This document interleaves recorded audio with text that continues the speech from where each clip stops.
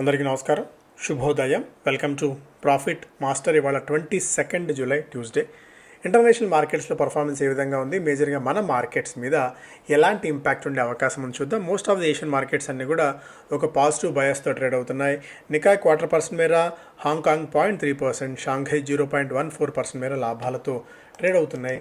నిన్న ముగిసిన అమెరికన్ మార్కెట్స్లో నాస్డాక్ 0.4%, ఎస్ఎన్పి 0.14% మేర లాభాలతో మోగాయి. ఆ డౌ జోన్స్ ఒక ఫ్లాట్ టు నెగిటివ్ బయాస్తో క్లోజ్ అయింది. గోల్డ్లో మళ్ళీ కొనుగోళ్ల మద్దతు మళ్ళీ కనిపించింది. 5 వారాల గరిష్ట స్థాయికి గోల్డ్ చేరుకోవడం చూస్తున్నాం.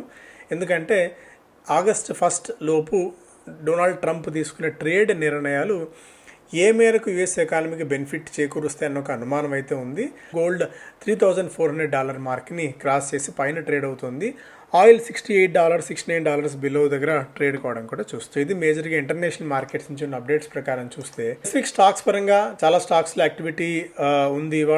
ఇవాళ రిజల్ట్స్ అనౌన్స్ చేయబోతున్న కంపెనీల జాబితాలో Jet Health Care, Aryan Pro Solutions, Credit Access Grameen, Cyient DLM, IRFC, Dixon Technologies, Good Luck India, Paytm, Shyam Metalics, Zensar, Zee, VST Industries, United Breweries లాంటి కంపెనీస్ ఉన్నాయి. నిన్న రిజల్ట్స్ అనౌన్స్ చేసిన పోస్ట్ మార్కెట్ రిజల్ట్స్ అనౌన్స్ చేసిన కంపెనీల జాబితాలో సాగర్ సిమెంట్స్ రెవెన్యూ 20% మేర పెరిగింది. Profit 1.2 crores నమోదైంది. గత ఏడాది ఇదే క్వార్టర్లో 29 కోట్ల రూపాయలు, 28 కోట్ల రూపాయల నష్టాలని అనౌన్స్ చేసిన కంపెనీ ఇప్పుడు ప్రాఫిట్స్లోకి రావడం చూస్తున్నాం. రెవెన్యూ, మార్జిన్స్ అన్నింటిలో కూడా సాగర్ సిమెంట్స్ ఒక డీసెంట్ పర్ఫార్మెన్స్ని కనబరిచింది. సిఐఈ ఆటోమోటివ్ రెవెన్యూ 3% మేర పెరిగింది. నెట్ ప్రాఫిట్ 6% మేర క్షీణించడం చూస్తున్నాం. ఏజీఐ గ్రీన్ ప్యాక్ రెవెన్యూ 2.5% మేర పెరగా ప్రాఫిట్స్ 8%, 7% దాకా వీక్గా ఉండడం మనం అబ్జర్వ్ చేయవచ్చు. PNB housing finance net interest income 16% మేర పెరిగింది. ప్రాఫిట్స్ 6.5% మేర క్షీణించడం. అండ్ హ్యావెల్స్ ఇండియా రెవెన్యూ 6% మేర క్షీణించింది. నెట్ ప్రాఫిట్ కూడా దాదాపు 15% మేర. బజాజ్ ఫైనాన్స్లో ఎండి అనూప్ సాహా వ్యక్తిగత కారణాలతో ఆయన రాజీనామా చేశారు. రాజీవ్ జైన్ లీడర్షిప్ బాధ్యతలను చేపట్టబోతున్నారు మార్చ్ 2028 వరకు. 361 వ్యామ్లో ప్రముఖ PE company Bain Capital 15 million షేర్లని అంటే 3.7% వాటాని విక్రయించింది. State Bank of India qualified institutional placement company closed, QIP and approved the allocation of 30.6 crore shares. దాదాపు 817 రూపాయల చొప్పున వీళ్ళు 25,000 కోట్ల రూపాయలు ఏదైతే అనుకున్నారో సమీకరించాలని చెప్పి దాన్ని సక్సెస్ఫుల్గా క్లోజ్ చేసింది. ఆఫ్ఘాన్ ఇన్ఫ్రాకి క్రొయేషియాలో 6,800 కోట్ల రూపాయలతో వీళ్ళకి ఆర్డర్స్ ఒకటి వచ్చింది. అక్కడ railway reconstruction, new track construction, electrification, signalling works అన్నట్టుగా కూడా ఒక అప్డేట్.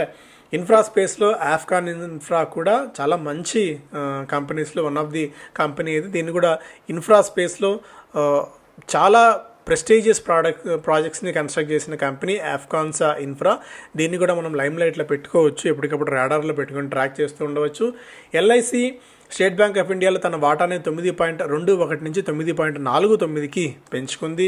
డాక్టర్ రెడ్డీస్కి చెందిన న్యూయార్క్ ఫెసిలిటీలో establishment inspection report with voluntary action అన్నట్టుగా కూడా ఒక అప్డేట్ యుఎస్ ఎఫ్డిఏ నుంచి. సింప్లెక్స్ ఇన్ఫ్రా తన 8.65 లక్షల కన్వర్టబుల్ వారెంట్స్ని షేర్స్గా వాళ్ళకి జారీ చేయబోతుంది. జోటా హెల్త్ కేర్లో రమేష్ దమాని గారికి అలాగే అక్షత్ గ్రీన్ టెక్కి వాళ్ళకున్న వారెంట్స్ని షేర్లుగా కన్వర్షన్ కూడా చేశారు. బిఎల్ కశ్యప్కి 910 కోట్ల రూపాయల మేర ఆర్డర్స్ వచ్చాయి. అదొక అప్డేట్, పాజిటివ్ అప్డేట్ వీళ్ళకి. ఎరిస్ ఇన్ఫ్రా సొల్యూషన్స్కి the company received 340 crore order for the supply of construction materials for the Transcons group ongoing project in Mumbai. ఇది కూడా ఒక పాజిటివ్ అంశం ఎరిస్ ఇన్ఫ్రా సొల్యూషన్స్కి. సో ఇవి ప్రధానంగా వార్తల పరంగా మనం చూసుకున్నట్టయితే మిగిలిన స్టాక్స్లో కూడా ఏదైనా యాక్టివిటీ ఉందేమో గమనిద్దాము. ఇవాళ ఇంతమంది చెప్పుకున్నట్టు Paytm, IRFC, Dixon, Zee, Idea Forge results announce చేయబోతున్న కంపెనీల జాబితాలో ఉన్నాయి.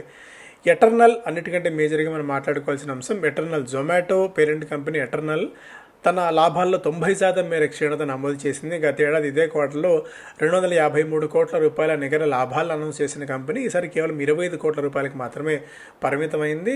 భారతీ ఎయిర్టెల్ 3వ అతిపెద్ద మార్కెట్ క్యాపిటలైజేషన్ కలిగిన కంపెనీగా 3వ స్థానాన్ని కైవసం చేసుకుంది, టీసీఎస్ని పక్కకు పెట్టి. సో ఇప్పుడు భారతీ ఎయిర్టెల్ 3వ అతిపెద్ద కంపెనీగా అవతరించింది. మ్యాంగ్లూర్ కెమికల్స్లో ప్రముఖ ఇన్వెస్టర్ డాలీ ఖన్నా గారు తమ వాటాని మరింతగా పెంచుకున్నారు. టైటాన్ దుబాయ్కి చెందిన దమాస్ కంపెనీలో 67% మేర వాటా కొనుగోలు చేసింది. సో ఇవి ప్రధానమైన వార్తలు. అండ్ ఎకనామిక్ టైమ్స్ ఫస్ట్ పేజ్లో rare earths shortage hits Foxconn unit. So యాపిల్కి చెందిన ఎయిర్ పాడ్స్ని తయారు చేసే అంశంలో ఏవైతే మనకు చైనా నుంచి రేర్ ఎర్త్ని దిగుమతి చేసుకుంటామో వాటి షార్టేజ్ వల్ల బీజింగ్ పదే కావాలని ఇండియాలో ఐఫోన్ ప్రొడక్షన్ని యాపిల్ ప్రొడక్ట్స్ని తయారు చేసే అంశం మీద ఏదో విధంగా ఇబ్బంది పెట్టాలన్న ఉద్దేశంతో వాళ్ళు రేర్ ఎర్త్ మ్యాగ్నెట్స్ని రేర్ ఎర్త్ మినరల్స్ని మనకి ఇక్కడికి దిగుమతి చేయకుండా అడ్డుకుంటూ ఉన్న తరుణంలో ఇప్పుడు ఈ ఎయిర్ పాడ్స్ తయారీ అనేది కొద్దిగా ఇబ్బంది పడుతుంది అన్నట్టుగా కూడా ప్రధానమైన వార్త. ఒక సడన్ షాక్, సడన్ మూవ్ ఇది.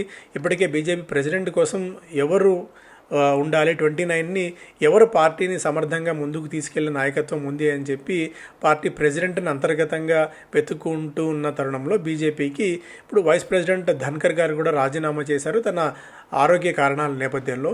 సో ఇప్పుడు double whammy and double effect బీజేపీకి ఉంది.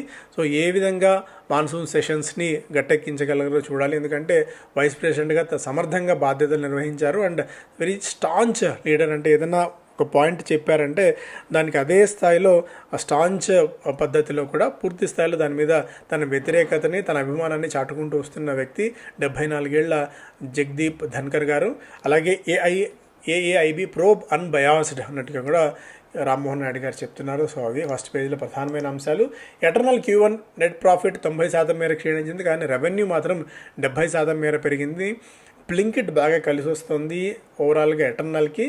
బ్లింకిట్ గ్రాస్ ఆర్డర్ వాల్యూ దాదాపు 140% మేర పెరిగింది, సర్పాసింగ్ food delivery GOV for the first time. So food delivery GOV కంటే మెరుగ్గా బ్లింకిట్ జీఓవి పెరగటం అనేది ఒక ప్రధానమైన చాలా పాజిటివ్ అంశం. ఎందుకంటే గ్రాస్ ఆర్డర్ వాల్యూ అనేది కూడా చాలా ఇంపార్టెంట్. సో బ్లింకిట్ నుంచి వచ్చిన అదనపు పుష్ నేపథ్యంలో ఎటర్నల్ స్టాక్లు అంటే ప్రాఫిట్స్ దాదాపు 90% మేర క్షీణించినప్పటికీ స్టాక్ల నుండి 7% దాకా జంప్ చూసాం. Drug companies may show healthy numbers some US pain. So US నుంచి వస్తున్న పెయిన్ని కొద్దిగా తట్టుకొని నిలబడుతున్నాయి కంపెనీలు. దేశీయంగా ఉన్న ఆర్డర్స్ చాలా కంపెనీస్కి కలిసి వస్తున్నాయి. వివిధ బ్రోకింగ్ కంపెనీస్ ఇచ్చిన అంచనాలన్నింటినీ క్రోడీకరించి యావరేజ్ పాయింట్ ఆఫ్ వ్యూలో చూస్తే సన్ఫార్మా రెవెన్యూ ఓవరాల్గా 7.6% మేర, ప్రాఫిట్స్ 7% మేర వృద్ధి చెందే అవకాశం.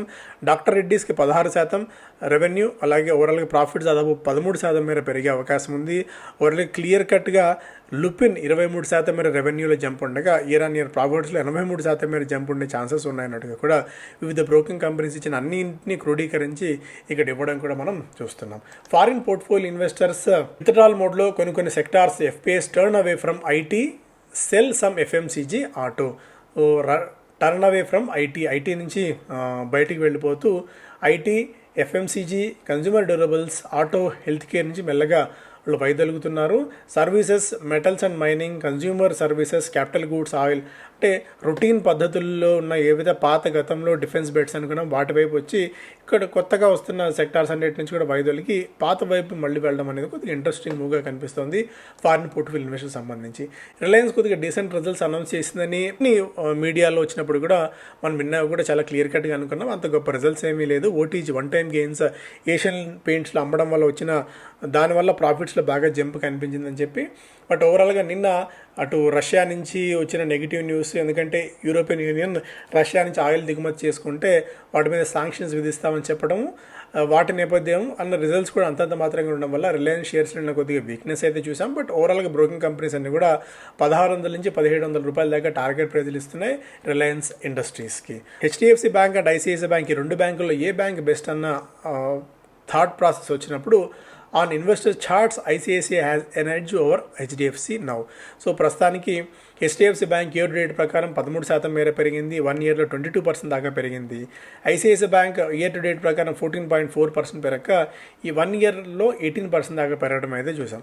రిజల్ట్స్ పాయింట్ ఆఫ్ వ్యూలో చూసుకున్నా ఆ రిజల్ట్స్ స్ట్రక్చరల్గా గ్రోత్ పొటెన్షియల్ చూసుకున్నా కూడా ఆ హెచ్డిఎఫ్సి మెర్జర్కి సంబంధించి ఇంకా హెచ్డిఎఫ్సి బ్యాంక్ ఆ టీథింగ్ ట్రబుల్స్ని ఎదుర్కొంటూనే ఉంది.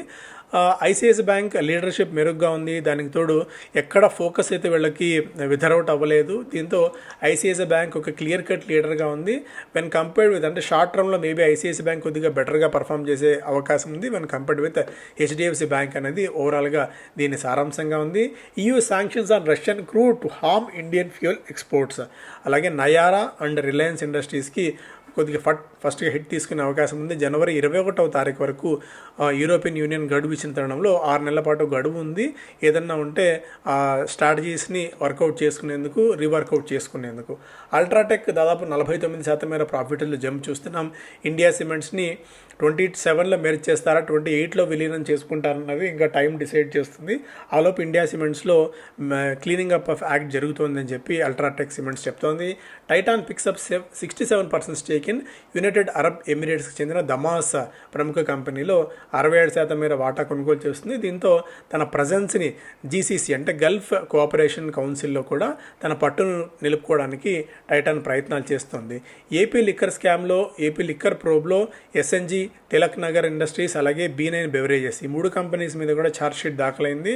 ఎందుకంటే ఏపీ గవర్నమెంట్తో వీళ్ళు గత ప్రభుత్వం ఏపీ గవర్నమెంట్తో హ్యాండ్ ఇన్ గ్లోవ్ అయి రెవెన్యూని పెంచుకోవడంతో పాటు కొన్ని కిక్ బ్యాక్స్ ప్రభుత్వానికి ఇచ్చారన్న ఆరోపణలు కూడా ఉన్న ఈ తరుణంలో తిలక్ నగర్ ఇండస్ట్రీస్కి ఏపీ బివరేజ్ కార్పొరేషన్ నుంచి 1472 కోట్ల రూపాయల రెవెన్యూ వచ్చింది. అలాగే కిక్ బ్యాక్స్ రూపంలో దాదాపు 218 కోట్ల రూపాయల వరకు ఇచ్చినట్టు ఈ ప్రాథమిక దర్యాప్తులో అయితే వెల్లడైంది. అలాగే ఎస్ఎన్జేకి 350 కోట్ల రూపాయల మేర రెవెన్యూ అండ్ కిక్ బ్యాక్స్ రూపంలో ఎస్ఎన్జే నుంచి 350 కోట్ల రూపాయలు, యూవీ డిస్టిలరీస్ నుంచి 30 కోట్ల రూపాయలు, అలాగే B9 బెవరేజెస్ నుంచి కూడా పెద్ద ఎత్తున డబ్బులు వచ్చాయి ఏపీబీసీఎల్కి. అలాగే అట్ ది సేమ్ టైం వీళ్ళ నుంచి కిక్ బ్యాక్స్ రూపంలో డబ్బులు వెళ్ళాయనేది కూడా ఒక ఆరోపణ అయితే ఉంది. సో కొద్దిగా స్టాక్స్ మీద ఇంపాక్ట్ అయితే ఉండవచ్చు ఏదన్నా అవుట్కమ్ వస్తే. Britannia feels the crunch as rising input prices competition hit margins. ఒకవైపు ఏమో జీఎస్టీ బాగా పెరుగుతుంది, జీఎస్టీ వసూళ్లు పెరుగుతున్నాయి, అన్నింటిలో ఎకానమీ చాలా స్ట్రాంగ్గా పర్ఫామ్ చేస్తుంది కనిపిస్తున్నప్పటికీ ఎఫ్ఎంసీజీలో ఉన్న ప్రముఖ కంపెనీస్ చెప్తున్న దాని ప్రకారం పదే డిమాండ్ తగ్గుతోంది. దానికి తోడు ప్రైజెస్ ఇన్పుట్ ధరలు పెరుగుతున్నాయి, కాంపిటీషన్ బాగా పెరుగుతుంది, మార్జిన్స్ హిట్ అవుతున్నాయని చెప్పి బ్రిటానియా పదే చెప్తుంది. బట్ ఇవన్నీ రెండింటిని కోరిలేట్ చేసుకుని చూడడానికి అయితే ఎక్కడ మనకు మార్గం కనిపించట్లేదు. ఏదన్నా మళ్ళీ ఇంకొకటి 2 అప్డేట్స్ ఏదైనా వస్తే అంటే ఎఫ్ఎంసీజీ కంపెనీస్ ఎఫెక్ట్ అవుతున్నాయి, మార్జిన్స్ ఎఫెక్ట్ అవుతున్నాయి, ఎకానమీ అంత గొప్పగా లేదు, ఈవెన్ బిస్కెట్ ప్రైజెస్ విషయంలో కూడా అంత ఆలోచన చేస్తున్నారా అన్న దాని మీద ఒక క్లారిటీ వచ్చినప్పుడు మాత్రమే మనం తర్వాత ఒక స్టాండ్ తీసుకునే ఛాన్సెస్ అయితే ఉంటుంది. అండ్ బిజినెస్ స్టాండర్డ్ ఫస్ట్ పేజ్లో IT bill select panel proposes wider transfer pricing net, India US seek to future proof trade agreement. So ఇవి ఫస్ట్ పేజ్లో ప్రధానమైన అంశాలు ఇక్కడ మనం చూడవచ్చు. సో ఇవి major news. Thank you so much.